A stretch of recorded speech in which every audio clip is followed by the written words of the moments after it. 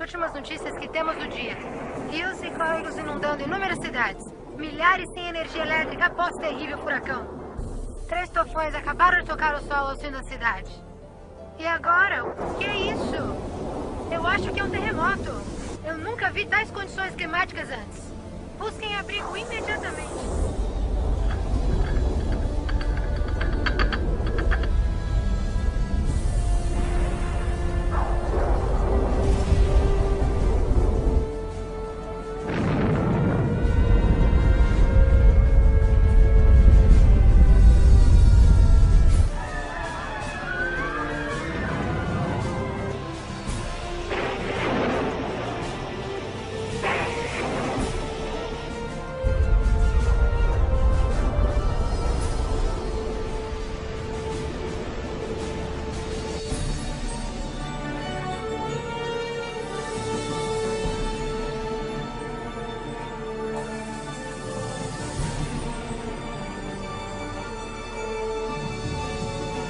Olha, mamãe, nós precisamos.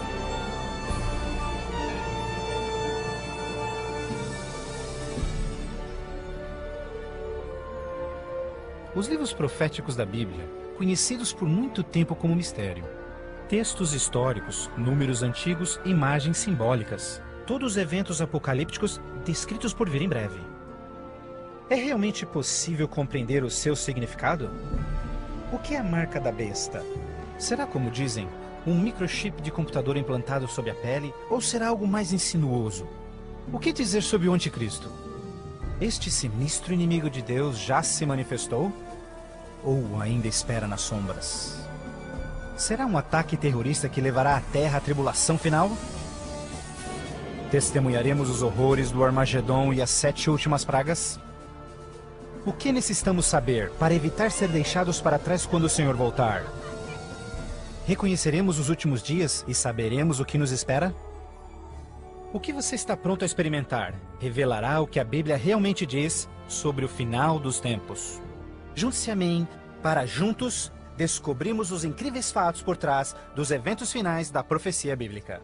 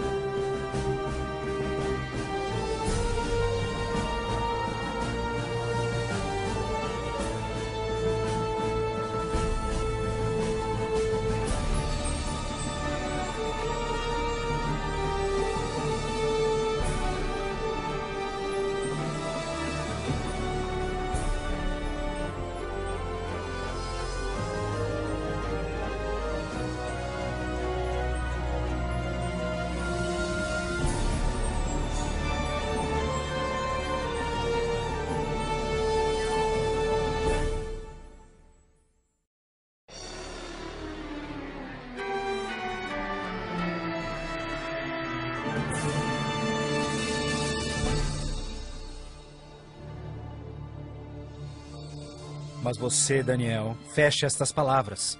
Cele o livro até o tempo do fim. Muitos correrão dele e para ele, e a ciência se multiplicará. O fim do mundo realmente ocorrerá? Se for, quando? Esta é uma das mais importantes e misteriosas perguntas de todos os tempos. O profeta bíblico Daniel predisse claramente que ao final da história do mundo, nós veríamos um aumento dramático no conhecimento. Já aconteceu? Considere, por exemplo, como os meios de transporte mudaram dramaticamente em épocas recentes. Por 60 séculos, o meio mais rápido de transporte foi viajar a cavalo. Agora, viagens que demoravam meses são realizadas em minutos. Em uma geração, a revolução dos computadores trouxe mudanças tão radicais que nossos antepassados jamais imaginariam. Mas numa interpretação mais exata deste verso, é que o conhecimento a respeito dos livros proféticos aumentaria. E como predito, foi isso que aconteceu. Mas as profecias de Daniel não são as únicas na Bíblia que falam dos sinais do tempo do fim. O que mais pode estar escondido dentro dos antigos textos das Escrituras? E você ouvirá de guerras e rumores de guerras. Não te preocupes, porque todas estas coisas virão, mas passarão. Mas não é o fim ainda. Haverá fome, pestes, terremotos em vários lugares. Tudo isso será o começo das dores. Qualquer um pode ver em todo o mundo o quanto forças políticas e naturais têm tornado o nosso mundo moderno um lugar perigoso para se viver. Pense nisto. Nos últimos 100 anos, o mundo inteiro enfrentou 2 guerras mundiais, vários outros conflitos, sem mencionar o aumento de ataques terroristas. Além disso, um aumento na taxa de mortalidade em desastres naturais, incluindo terremotos, incêndios, inundações, tornados, tormentas assassinas num clima bizarro, tudo a caminho da destruição final do planeta. Incrivelmente, o apóstolo João profetizou que ao se aproximar o tempo do fim, aumentaria a habilidade do homem em destruir o planeta. Apocalipse 11, verso 18, diz que virá o tempo em que Deus destruirá aqueles que destroem a terra. Está claro que esta previsão foi vividamente cumprida.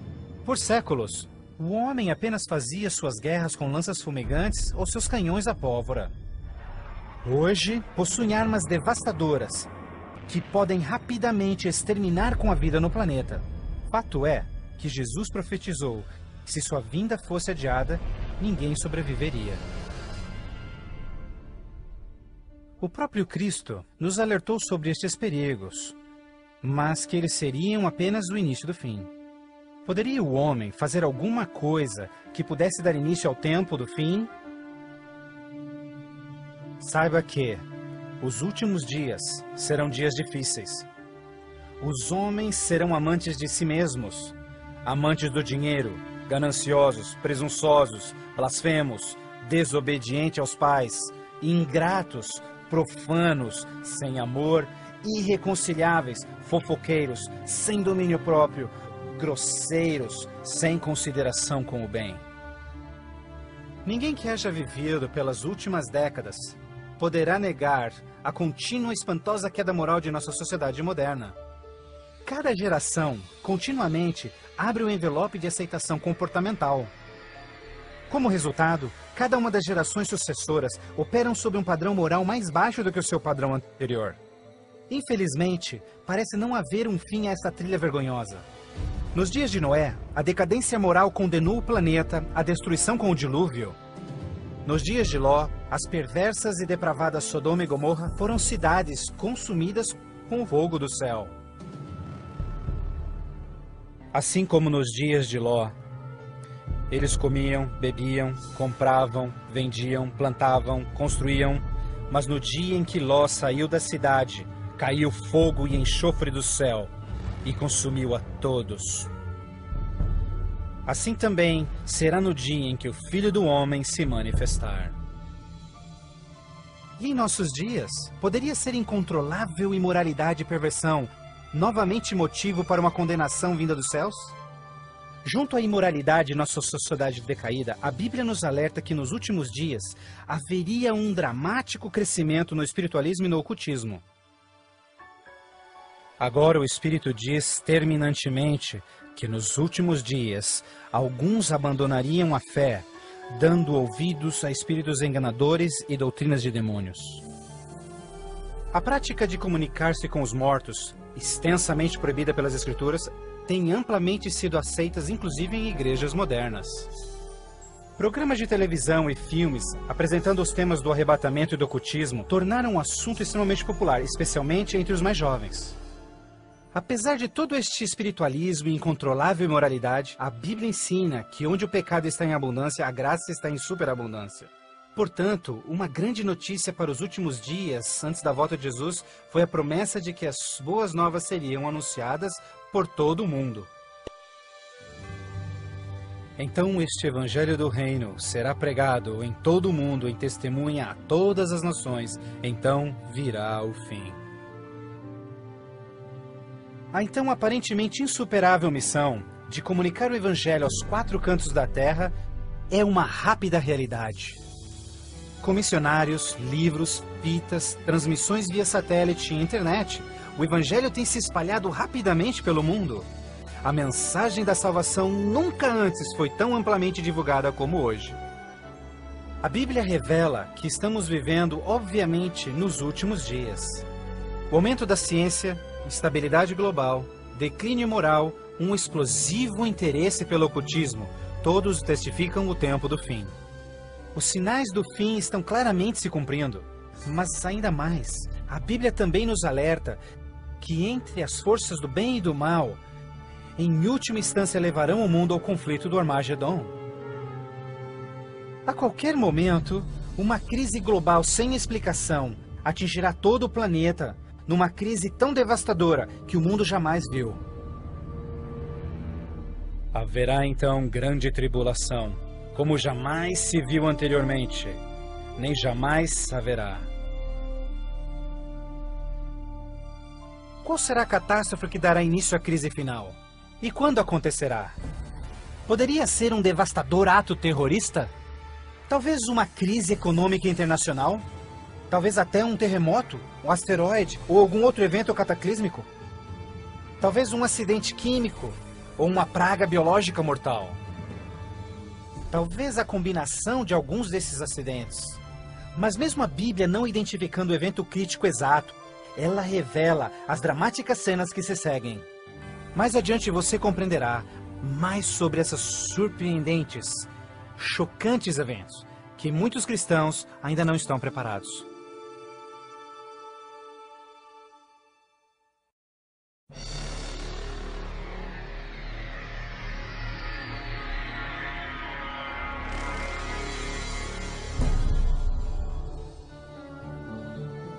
Ao iniciar-se a grande tribulação, líderes mundiais lutam em lidar com o aumento das calamidades. Enquanto isso, verdadeiros cristãos dedicados a Deus experimentam o maravilhoso poder do Espírito Santo. Após essas coisas, eu vi outro anjo que vinha do céu, e a terra estava iluminada por sua glória. Este grande poder que iluminava o povo de Deus é o próprio Santo Espírito. Em santa confidência, eles testificam de Deus, intervindo pelas igrejas e também chamando os perdidos para Cristo. Eles permanecem firmes na palavra do Senhor e exortam todos ao arrependimento e obedecerem os mandamentos de Deus. Numa atmosfera de reavivamento, agita-se a terra. O Santo Espírito compele ministros e membros de igrejas a juntos trabalharem intensamente pelo Salvador. Ao se manifestar o trabalho do Santo Espírito, realizações de ocultismo também se intensificarão. Demônios caídos aparecerão a muitos, disfarçados de queridos seus que já morreram, ou personagens bíblicos do passado. Eles falam de paz e esperança, porém apresentam doutrinas contendo erros perigosos e sutis. Sobre estes a Bíblia nos alerta, porque estes são espíritos do mal, realizando milagres. Como você pode imaginar, estas manifestações supernaturais influenciarão muitos e são poucos os que estão preparados a se opor. A esta altura, famílias e igrejas tornaram-se ineficazes no combate a esta crescente onda de fraqueza global. Em meio a este tumultuado ambiente político e social, as pessoas desesperadamente procuram um caminho para combater esta onda universal de imoralidade. Líderes políticos e religiosos apelam por seus constituintes, pedindo por medidas legais a restauração dos princípios de Deus e a paz na terra. Como resultado desta pressão enganosa, os governantes aprovam leis que conflitam diretamente com as leis de Deus. Mas esta não é a primeira vez que isso acontece na história. Certamente você se recorda da familiar história de Daniel capítulo 3. Quando o rei de Babilônia, Nabucodonosor, ordenou a todos no seu reino que se curvassem e adorassem aquela enorme estátua de ouro que ele construíra. Entretanto, 3 jovens hebreus sabiam que essa ordem estava diretamente em contradição com o segundo mandamento sobre idolatria. Determinados em serem fiéis a Deus, recusaram adorar a estátua. O rei ordena furioso que sejam lançados na fornalha ardente, mas Deus miraculosamente interveio e salvou suas vidas. Depois, a história de Daniel na cova dos leões. Você se recorda do rei da Pérsia criando uma lei que proibia todos de adorarem qualquer deus, senão ele, por 30 dias? Mas Daniel sabia que obedecer esta lei seria uma violação do primeiro mandamento de Deus. Destemidamente, Daniel segue sua vida, orando diariamente a Deus, mesmo colocando sua vida em risco. Os inimigos de Daniel rapidamente denunciaram ao rei, que relutantemente teve que fazer cumprir-se a lei, lançando-o na cova dos leões. Mas novamente, Deus intervém com seu poder e miraculosamente poupa a vida de Daniel. Da mesma forma, nos tempos do fim, Apocalipse prediz que o poder do mal obrigará governantes de todo o mundo a endossarem leis que definam como as pessoas adorarão a Deus. Estas leis irão aparentemente promover a moralidade, mas na realidade, elas preparam o mundo para aderirem à marca da besta e o anticristo. Porque falsos cristos e falsos profetas surgirão, e farão milagres e sinais maravilhosos para enganar, se possível até os salvos. Durante este período de crescentes crises, quando o mundo estiver desesperadamente buscando alívio e procurando uma estabilidade global, a ajuda virá de uma forma surpreendente. Em várias partes, por todo o mundo, se ouvirá: Jesus voltou! Jesus voltou! Um radiante e carismático ser se diz o Filho de Deus. Um exército de jornalistas se amontoa para ver este que realiza milagres sobrenaturais. Eles o ouvem repetir as mesmas palavras que Jesus falou nas Escrituras. Este evento será transmitido ao mundo via satélite. Milhões serão enganados com esta aparição, como sendo cumprida a profecia de que todo olho o verá. Inúmeras religiões estão ansiosas na expectativa por um Salvador. Então este deslumbrante ser aparenta ser a resposta às suas orações. Mas a Bíblia nos alerta em 2 Coríntios que Satanás pode transformar-se num anjo de luz.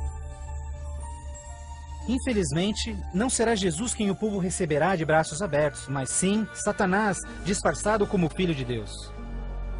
Fazendo isso, o mal será capaz de unir o povo em todo o mundo e reconfirmar seu falso sistema de adoração.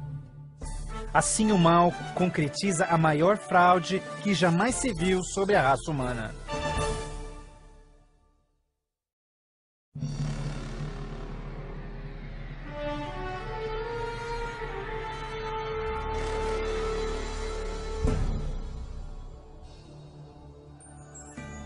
A fraude satânica prova ser uma poderosa e motivadora força para o mundo.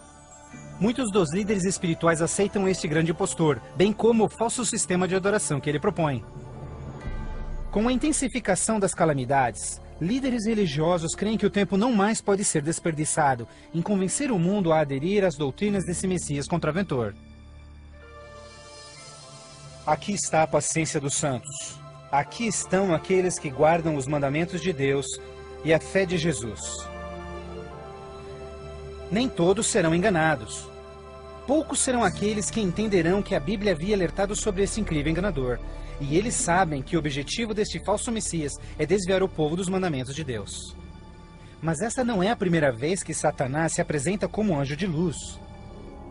Quando Jesus foi tentado no deserto, Satanás apareceu a ele disfarçado como glorioso mensageiro de Deus.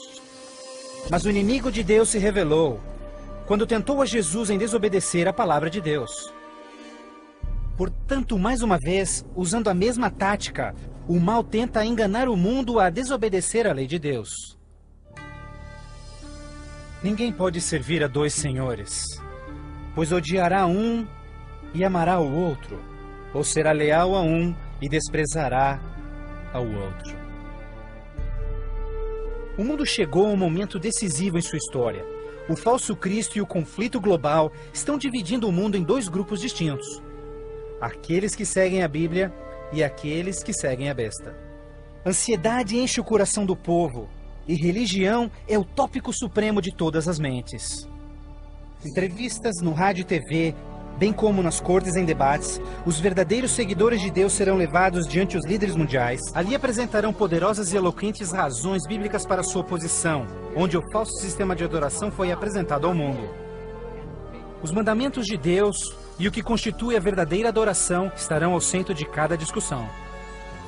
Movidos pelo poder do Santo Espírito, compelidos pelo argumento bíblico dos servos de Deus, milhares em todo o mundo converter-se-ão desde suas igrejas sem vida e se posicionarão junto aos impopulares, mas verdadeiros seguidores de Jesus. O que nos resta? Devemos obedecer a Deus ou ao homem, à tradição popular ou à Escritura, dividindo assim o mundo inteiro em dois grupos. De um lado, aqueles que receberam o selo de Deus, e do outro lado, aqueles que receberam o sinal da besta. Aquele que é injusto, siga sendo injusto. Aquele que é sujo, que siga sendo sujo. Aquele que é justo, que siga sendo justo. E aquele que é santo, que siga sendo santo. Este texto de Apocalipse antecede o próximo evento em que todo homem, mulher e criança fará sua final decisão, a favor ou contra Cristo. Ao lado de Deus estão aqueles que em fé observaram sua palavra, mesmo diante oposição. No outro lado, aqueles que escolheram a religião de tradições humanas. Assim como as portas da Arca de Noé fecharam-se instantes antes do dilúvio, a porta da graça será finalmente fechada para o mundo, e a graça de Deus não estará mais disponível para os perdidos. A segunda vinda de Cristo é iminente, mas primeiro, o mundo terá de atravessar as mais devastadoras pragas que jamais sobrevieram sobre a humanidade. Ouvi então uma voz vinda do templo dizendo aos 7 anjos: vá e derrama sobre os povos as 7 taças da ira de Deus. O primeiro foi e derramou a sua taça sobre os povos, e se viu uma ferida feia e dolorosa nos homens que tinham o sinal da besta e que adoravam a sua imagem. A esperança começa a ser massacrada quando as 7 pragas do Apocalipse 16 começam a cair no mundo numa sucessão rápida de eventos. Estes serão os mais horríveis flagelos jamais vistos pelo homem. A primeira praga será extremamente dolorosa e provocará desmaios e agonizante sofrimento aos perdidos. Mais 6 devastadoras pragas rapidamente virão. O mar e os rios se tornarão em sangue. O sol terá tal força que provocará queimaduras com sua intensidade. De tal forma, praga após praga virão.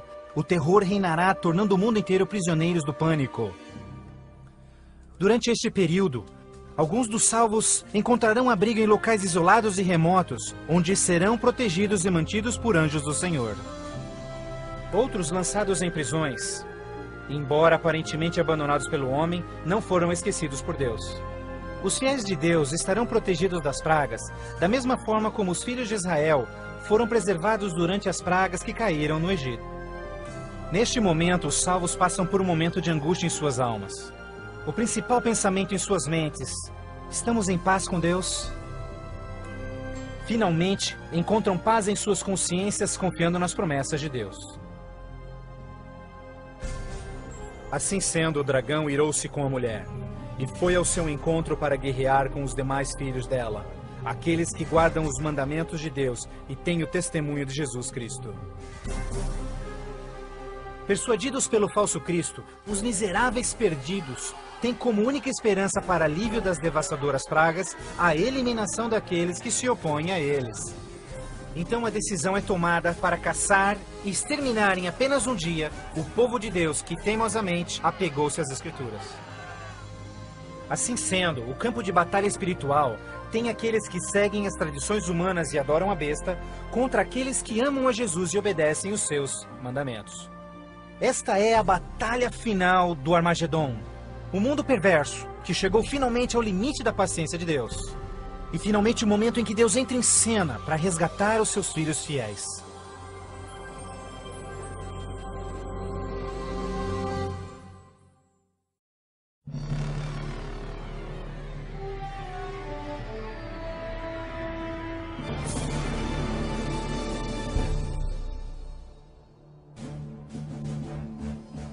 À meia-noite, o clamor foi ouvido.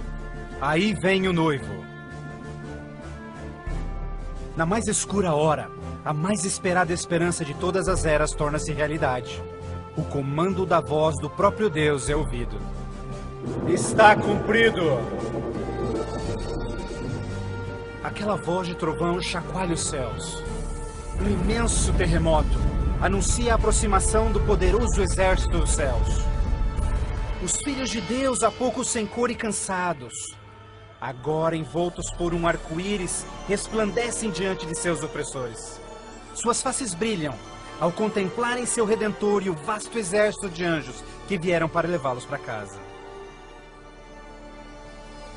Atentem, porque ele está vindo nas nuvens do céu, e todo olho o verá, inclusive os que lhe transpassaram, e todos os povos da terra chorarão por sua causa. Como você já sabe, este não será um momento de êxtase secreto. Todas as pessoas do planeta testemunharão este maravilhoso evento, e muitos estarão aterrorizados. Os ímpios fugirão desesperadamente para rochas e cavernas, tentando em vão esconder-se do santo rei que se aproxima. E como Jesus prometeu, os homens maus responsáveis por seu julgamento e crucifixão serão ressuscitados para presenciarem seu retorno nas nuvens do céu. Porque o Senhor, o próprio Deus, descerá dos céus, e como o trovão, e com a voz do arcanjo, com o som de trombetas de Deus, os mortos em Cristo serão primeiramente ressuscitados. Um grandioso som de trombetas é ouvido pelos céus, e a poderosa voz de Deus chamará os santos que dormem no Senhor desde todas as épocas, dizendo: Despertem, despertem, despertem vós que no pó da terra dormem, levantem-se. Por toda a extensão do planeta, um exército de santos se erguerá do pó da terra. Despertarão cheios de juventude, glorificados e revestidos de imortalidade, sem nenhum traço de enfermidades ou defeitos. E aqueles que ficarem vivos nestes momentos finais serão também transformados. Num instante, receberão um novo corpo imortal. Os ímpios contemplarão em angústia todos estes incríveis sinais. Então nós, os que estivermos vivos, seremos todos levados junto deles nas nuvens para encontrarmos com o Senhor nos céus. E ali nós viveremos para sempre com o Senhor. Com o mundo inteiro em convulsão, os remidos voarão alto e serão erguidos acima da destruição. Eles voarão para a felicidade com o Senhor, junto às nuvens de anjos. Nem dor, nem pecado, nem tristeza jamais haverá. O véu que os separava de seu Deus é para sempre removido, e contemplam agora o seu Deus e seus anjos face a face. E naquele dia, o dia da destruição de Deus, será de uma extremidade da terra a outra, e não haverá nem pranto, nem ajuntamento, nem funerais. Eles serão todos como lixo sobre toda a terra.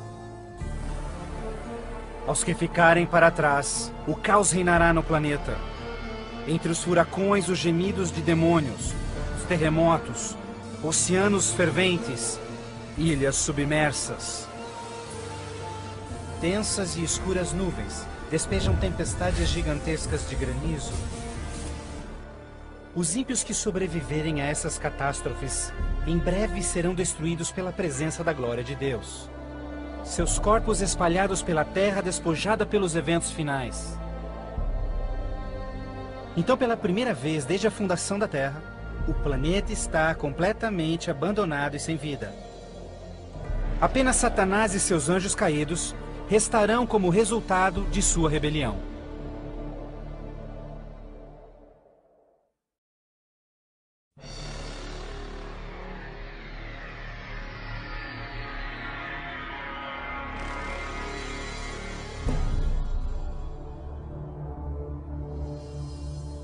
Então vi um anjo que descia dos céus, que tinha consigo as chaves do abismo e uma grande corrente em suas mãos. Ele acorrentou ali Satanás por 1000 anos. Confinados no mundo que ele arruinou, Satanás e seus anjos ali estarão por 1000 anos. Prisioneiros na escuridão, num planeta vazio e abandonado. Só com seus demônios, Satanás apenas poderá esperar e ponderar no dia de sua punição. Por toda parte ele contempla cidades destruídas, florestas queimadas e ossos secos, tudo resultado de sua guerra com os céus. confinado num vasto abismo, solitário, sem ninguém para tentar ou manipular, ele se torna absolutamente miserável. Então vi tronos, e eles se sentavam neles, e o julgamento era comissionado a eles, e eles viveram e reinaram com Cristo por 1000 anos. Enquanto Satanás pensa em seu destino, os remidos desfrutam sem palavras as alegrias dos céus. Cada um deles conhece então o seu anjo da guarda, que responde a cada uma de suas perguntas sobre as suas vidas. Então Deus, num ato de revelação absoluta, os convida a participarem como juízes, abrindo diante de si os registros dos que se perderam. Os remidos neste momento têm a oportunidade de entenderem por que algumas pessoas que esperavam ver ali não completaram a jornada. Os pensamentos dos ímpios são agora vividamente expostos, e o véu é removido, revelando as batalhas espirituais que se levantaram por salvar-se-lhes as almas. Inclusive as ações e motivos dos anjos caídos se farão nítidas.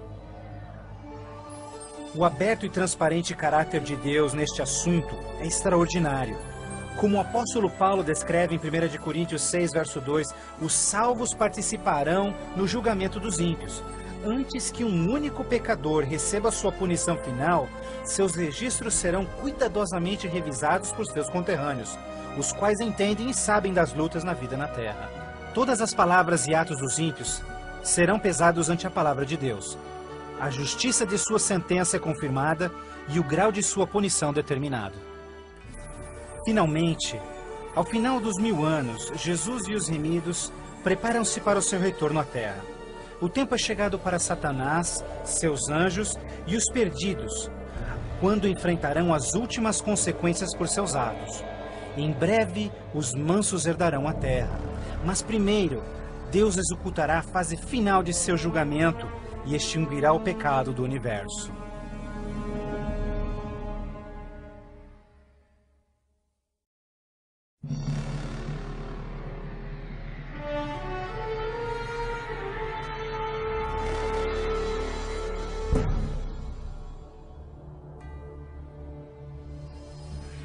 Então eu, João, vi a cidade santa, a nova Jerusalém, descendo dos céus desde a presença de Deus, vestida como uma noiva, adornada para o seu esposo.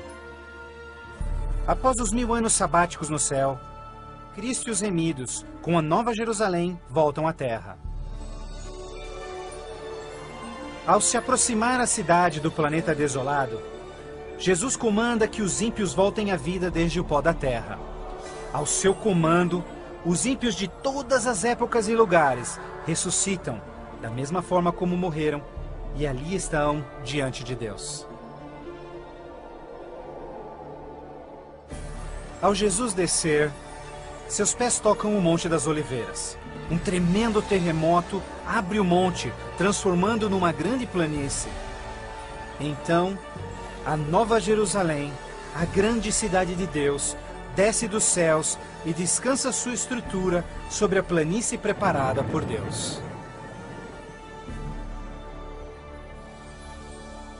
Agora, quando os 1000 anos terminarem, Satanás será solto de sua prisão, e então irá atrás de enganar as nações, a fim de uni-los para guerrear. Incrivelmente, Satanás consegue iludir seus seguidores mais uma vez e arregimenta-os para capturar a cidade celestial pela força. Generais e homens de guerra de todos os tempos, juntos unem suas habilidades para prepararem-se para o que eles imaginam ser a batalha monumental. Por este ato, os ímpios revelarão que seus corações não se converteram. Se fosse possível, eles destruiriam a Deus e seu trono e tomariam a cidade santa pela força. Pouco percebem eles que essa guerra fútil já estava perdida mesmo antes de começar. O juízo final chegou. Então eu vi os mortos, grandes e pequenos, todos diante de Deus, livres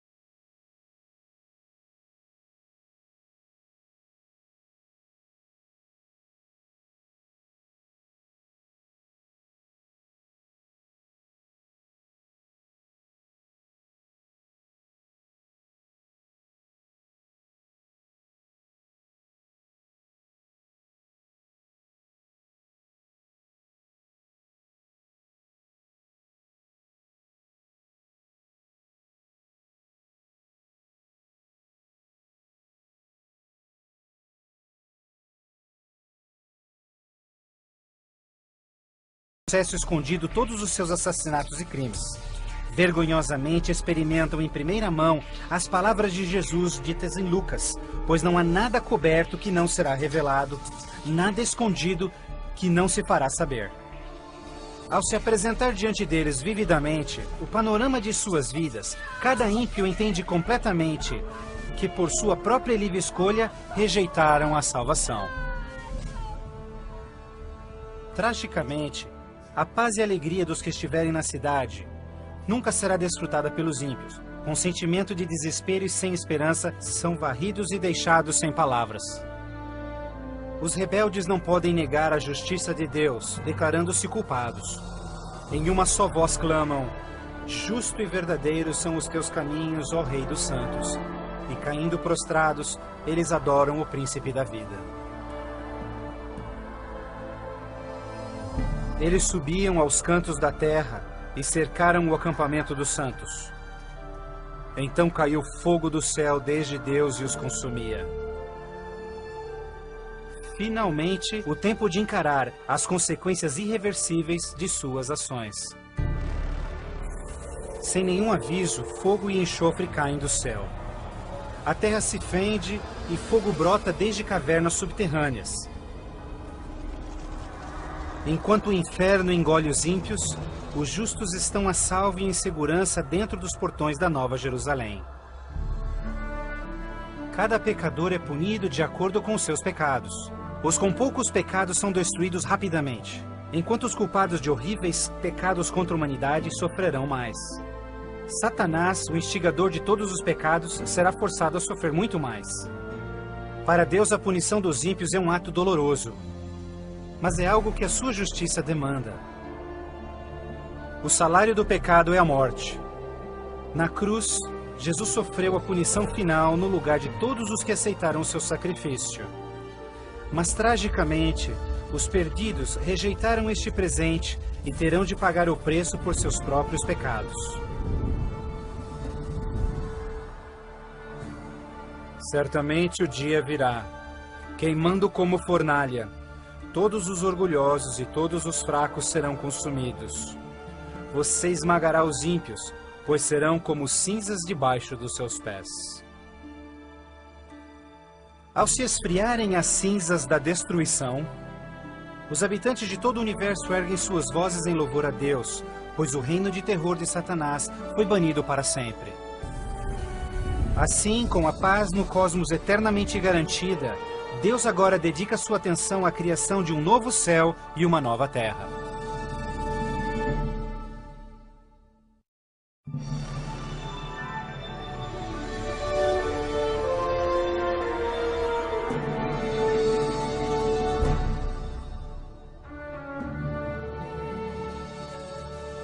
Vejo então um novo céu e nova terra, pois o primeiro céu e a primeira terra já passaram. Após a purificação da terra com fogo, o Senhor retoma seu miraculoso e maravilhoso ato de recriação. E pelo poder de sua palavra, a terra é restaurada à forma de seu lindo Éden. Ao seu comando, um lindo e verdejante carpete de grama cobre o planeta. Outro comando, terra e água voltam à vida. Incontáveis, complexos e magnificentes criaturas de todas as espécies pacificamente exploram um novo paraíso. A vigorizante atmosfera é pura e doce. A terra torna-se uma grande vitrine de criativa genialidade. E Deus enxugará as lágrimas de todos os olhos. E não haverá mais morte, nem sofrimento, nem pranto. Não haverá mais morte, pois as primeiras coisas são passadas. A segurança do universo está garantida. Com a Nova Jerusalém como sua capital, todas as criaturas regozijam-se no amor do domínio de Deus. Aqueles que foram resgatados da destruição eterna compartilham uma especial união com seu Criador, o que nenhum outro ser celestial poderia apreciar. Embora pecado e pecador foram para sempre destruídos, um traço desta grande rebelião ainda permanece. O que aconteceu? isso com as suas mãos? Essas são as marcas nas mãos, nos pés e no lado de Jesus. Ao passarem-se os dias inesquecíveis da eternidade, todas as memórias tristes e dolorosas se dissipam na glória brilhante e esplendorosa dos céus. Não mais atrelados a uma vida passageira, os imortais filhos de Deus são agora livres para alcançarem suas mais amplas ambições. Com ilimitada capacidade de absorver mais e mais conhecimento, revigoram as suas mentes. Sem barreiras, seus limites não mais os prendem à terra. Os remidos são agora livres para explorarem as maravilhosas obras de Deus em todo o universo. O céu é um lugar de perfeita paz e harmonia, onde o amor por Deus e pelos outros preenche todos os corações. A Bíblia promete que este reino pode ser seu eterno lar. Jesus deu-se em sacrifício na cruz para oferecer-te perdão e vitória sobre o pecado. Mais que qualquer coisa, Jesus quer que você viva com Ele neste novo lar. Se bem que Ele desesperadamente quer te salvar, Ele não pode forçá-lo em aceitar este presente. Você deve aceitá-lo por si mesmo. Por que não aceitá-lo hoje? Peça-lhe agora e Ele entrará em seu coração.